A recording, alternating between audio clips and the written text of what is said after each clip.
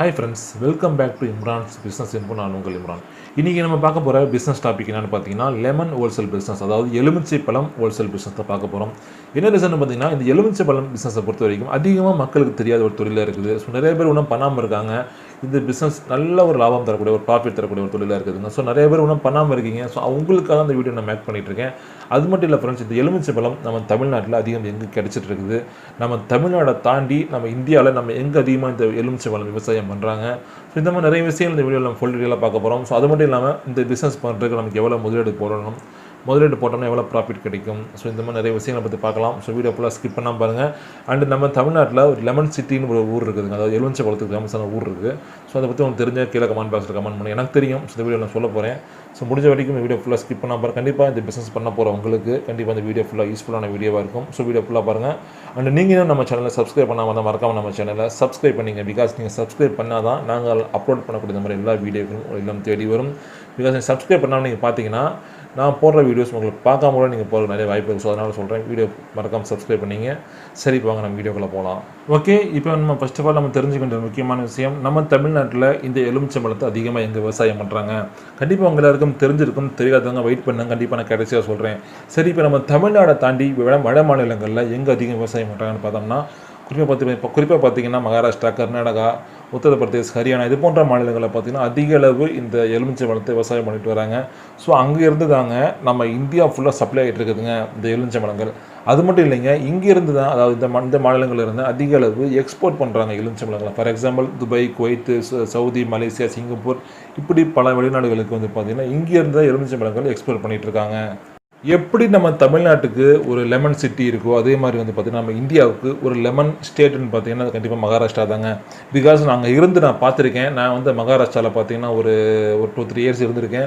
So அப்படி அங்கே இருக்கும்போது பார்த்தீங்கன்னா நான் வந்து கிராமங்களுக்கு நான் போவேன். ஸோ கிராமங்களில் போய் மக்களை பார்க்கும்போது அங்கே இருக்கிற மக்கள் அதிக அளவு இந்த எலுமிச்சை பழத்தை விவசாயம் பண்ணுறதை நான் பார்த்துருக்கேங்க. எந்த அளவுக்கு அந்த மக்கள் வந்து பார்த்திங்கன்னா அந்த மகாராஷ்டிரா மக்கள் இந்த எலுமிச்சை பழத்தை விவசாயம் பண்ணுறாங்கன்னு பார்த்தீங்கன்னா ஒரு மிகப்பெரிய ஒரு தோட்டம் இருக்கும், எலுமிச்சை பழம் தோட்டம். அந்த தோட்டத்துக்கு நடுவில் சின்னதாக ஒரு வீடு இருக்குங்க, அவ்வளோதாங்க. ஒரு மிகப்பெரிய தோட்டம், அதாவது பார்த்தீங்கன்னா பல ஏக்கரில் இருக்கும். ஸோ அந்த தோட்டத்துக்கு நடுவில் சின்னதாக அவங்க இருக்கிறதுன்னு ஒரு வீடு இருக்கும், அவ்வளோதாங்க.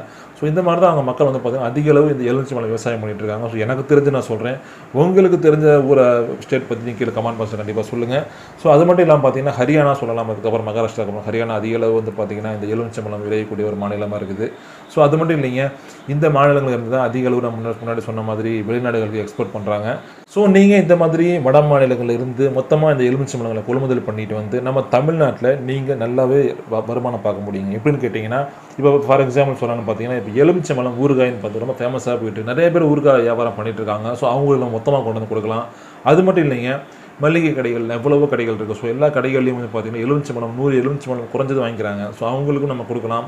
அது மட்டும் இல்லாமல் பெரிய பெரிய மார்க்கெட்டில் இருக்கவங்களுக்கு வந்து பார்த்திங்கன்னா மொத்தமாக நம்ம டன் கணக்கில் இறக்கலாம். ஸோ அவங்க நிறையா எடுத்துக்குவாங்க. ஸோ அவங்களுக்கு நம்ம மொத்தமாக டன் கணக்கில் இறக்கலாம். ஸோ இப்படி பண்ணலாங்க. அது மட்டும் இல்லைங்க, நீங்களே ஓனாக ஒரு கடை வைக்கலாம். ஸோ இல்லையா, உங்ககிட்ட ஒரு பைக் இருந்தால் போதும், ஒரு எக்ஸல் இருந்தால் போதும், அதில் நீங்கள் எடுத்துகிட்டு போய் நீங்கள் சேல்ஸ் பண்ணலாம். கடை வீட்டுக்கு சேல்ஸ் பண்ணலாம். இல்லை உங்ககிட்ட டாட்டா ஏசி இருக்குது அப்படின்னா டாட்டா ஏசியில் மொத்தமாக டன் கணக்கில் வாங்கிட்டு வந்து கொட்டி வச்சு அதில் டெய்லி கொண்டு போய் சேல்ஸ் பண்ணணும்னு வச்சுங்களேன், அதிக அளவு லாபம் தரக்கூடிய ஒரு தொழிலாக இருக்குதுங்க. நிறைய ப்ராஃபிட் கிடைக்கும். ஃபார் எக்ஸாம்பிள் சொன்னான்னு பார்த்தீங்கன்னா, இப்போ மகாராஷ்டிராவில் எலுமிச்சை மரத்தோட விலை 2 ரூபா தாங்க.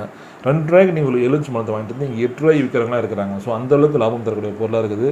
ஸோ முடிஞ்சளவு ட்ரை பண்ணுங்கள். ஓகே, நம்ம தமிழ்நாட்டில் லெமன் சிட்டி எதுன்னு பார்த்தீங்கன்னா திருநெல்வேலி மாவட்டம் புளியங்குடி. இந்த புளியங்குடியில் பார்த்தீங்கன்னா அதிக அளவு இந்த லெமன் தான் விவசாயம் பண்ணுறாங்க. புளியங்குடி மட்டும் இல்லைங்க, புளியங்குடி சுற்றி உள்ள அனைத்து கிராமங்களிலும் பார்த்தீங்கன்னா இந்த லெமனை தான் அதிக அளவு வந்து விவசாயம் பண்ணிட்டு வந்து அங்கே புளியங்குடியில் வந்து டெய்லி மார்க்கெட்டுங்க. அன்னன்னைக்கு லெமன் மார்க்கெட்டு கூடும். அன்னைக்கு என்ன ரேட்டு ஏலம் விட்டுட்டு போயிட்டே இருப்பாங்க. ஸோ ரொம்ப சீப்பாக கிடைக்குங்க. தமிழ்நாட்டை பொறுத்த வரைக்கும் எங்கே சீப்புன்னு பார்த்தீங்கன்னா இந்த புளியங்குடி தான்.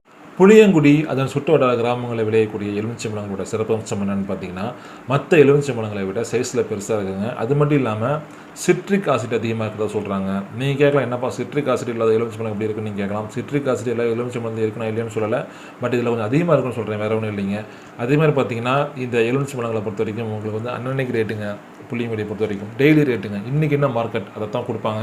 அது மட்டும் இல்லாமல் அன்னன்னைக்கு நிலவரப்படி அவங்க வந்து ஏலம் விட்டுட்டே இருப்பாங்க. அந்த ஏலத்தில் போய் நீங்கள் கலந்துக்கிட்டு மொத்தமாக டன் கணக்கில் கிலோ கணக்கில் எடுத்துகிட்டு வந்து நான் சொன்ன டைப்பில் வீட்டுக்கு சப்ளை பண்ணலாம். இல்லை கடைக்கு சப்ளை பண்ணுறாங்க, மளிகை கடை அது மாதிரி சப்ளை பண்ணலாம். அது மட்டும் இல்லாமல் பெரிய பெரிய ஹோட்டல்ஸ், அது மட்டும் இல்லாமல் இந்த மாதிரி ஊறுகாய் பண்ணுற இடங்களில் போய் சப்ளை பண்ணலாம்.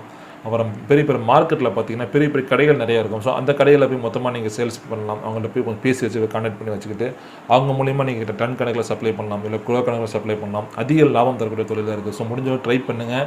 இப்போ உங்களுக்கு வந்து மகாராஷ்டிரா போய் எடுத்து ஒரு கஷ்டமாக இருக்குது, மகாராஷ்டிரா நல்லா போக முடியல, எனக்கு மொழி தெரியாது அப்படின்னா நீங்கள் இங்கேயே வாங்கிக்கலாம், புளியங்குடியில் வாங்கிக்கலாம். அங்கே அவ்வளோ தூரம் போக வேண்டிய அவசியம் கிடையாது உங்களுக்கு. ஸோ அதுக்காக சொல்கிறேன், வேறு ஒன்றும் இல்லை. மொழி தெரிஞ்சவங்க மகாராஷ்டிரா, ஹரியானா, ஊபி மாதிரி ஏரியாவுக்கு நீங்கள் போகலாம்.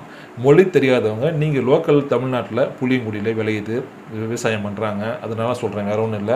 இந்த பிஸ்னஸ்க்கு முதலீடை பொறுத்த வரைக்கும் பார்த்தீங்கன்னா பெரிய லெவலில் தேவையில்லைங்க.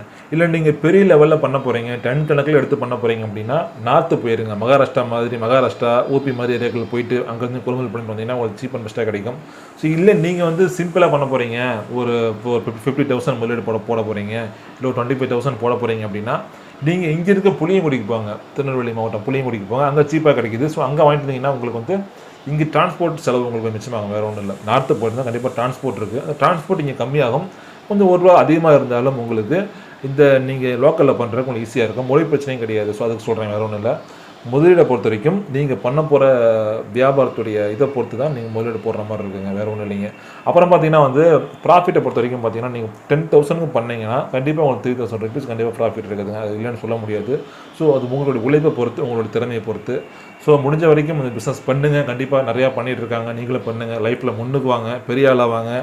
கண்டிப்பாக என்னுடைய வீடியோ மூலிமா ஒரு 4 பேர் பிஸ்னஸ் ஸ்டார்ட் பண்ணுறீங்க அப்படின்னா கண்டிப்பாக எனக்கு ஒரு சந்தோஷமான விஷயமாக தான் இருக்கும். கண்டிப்பாக நான் கடவுளுக்கு நன்றி சொல்லிக்கிறேன்.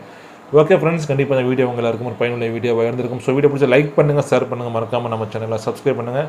ஓகே ஃப்ரெண்ட்ஸ், வேறு ஒரு நல்ல வீடியோவில் வேறு ஒரு நல்ல பதிவோடு உங்களை சந்திக்கிறேன். அது வரைக்கும் உங்களிடமிருந்து விடைபெறுவது உங்கள் நண்பன். By from Imran. பாய்.